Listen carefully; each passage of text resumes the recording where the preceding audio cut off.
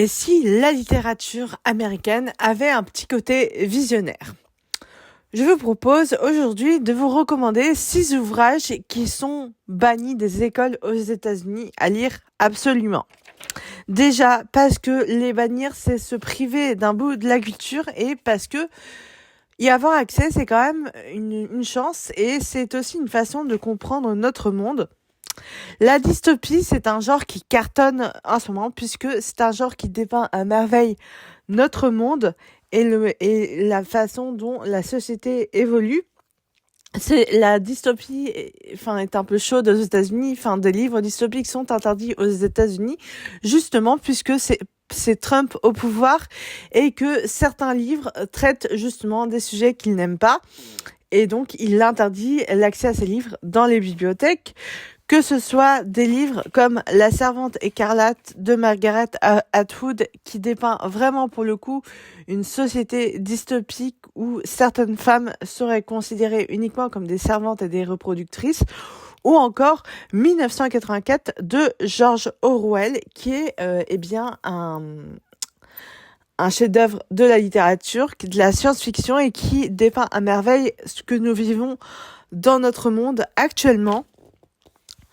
Et puis, il n'y a pas que ça, il y a aussi un livre comme L'œil le plus bleu de Toni Morrison, ou encore des livres qui traitent des violences policières comme le livre The Hate You Give de Angie Thomas, qui traite justement des sujets de la violence policière aux États-Unis sur les Noirs, et c'est pas un sujet qui plaît beaucoup à Donald Trump. Les 6 ouvrages récemment interdits aux États-Unis dans les bibliothèques sont les suivants: La Servante écarlate, Une machine comme moi, donc qui dépeint vraiment la relation entre les humains et les machines. 1984 de George Orwell, qui pour moi est un classique de la littérature. Après Le Monde de Antoinette Richmer, qui dépeint vraiment ce côté très fictionnel, très sci-fi en fait.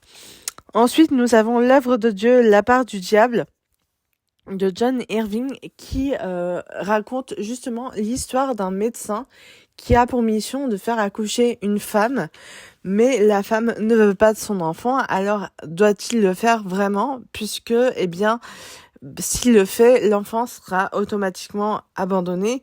L'œuvre de Dieu, c'est donner la vie, mais la part du diable, c'est l'abandon d'un enfant, pour le coup.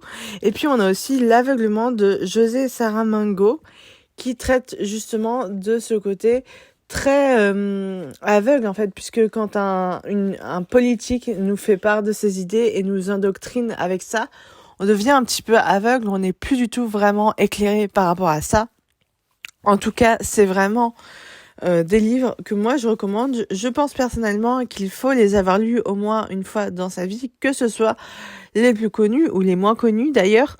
1984, ça reste un classique, tout comme La Servante écarlate de Margaret Atwood, qui est une dystopie qui se passe aux États-Unis. Et vraiment, Margaret Atwood a dit que elle n'avait pas eu besoin de beaucoup d'imagination, de beaucoup de temps pour imaginer cette dystopie, puisqu'elle a juste pris les pires défauts de l'être humain, elle les a un petit peu transformés, romancés, pour en faire un chef-d'œuvre littéraire, en l'occurrence La Servante écarlate. Mais voilà, il se trouve que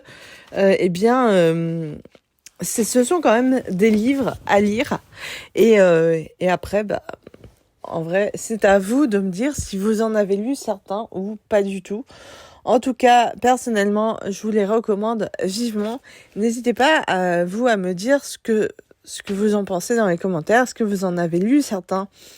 Est-ce que vous souhaitez les lire? Peut-être L'œuvre de Dieu, la part du diable, puisque c'est quand même un titre qui m'attire. N'hésitez pas à me le dire dans les commentaires, et nous on se retrouve très bientôt pour une prochaine vidéo, un prochain sujet. Et en attendant, lisez, cultivez-vous, puisque c'est important. C'est ce qui va faire c'est ce qui va faire de vous des êtres humains à l'esprit critique. Et moi je vous retrouve très bientôt. Ciao!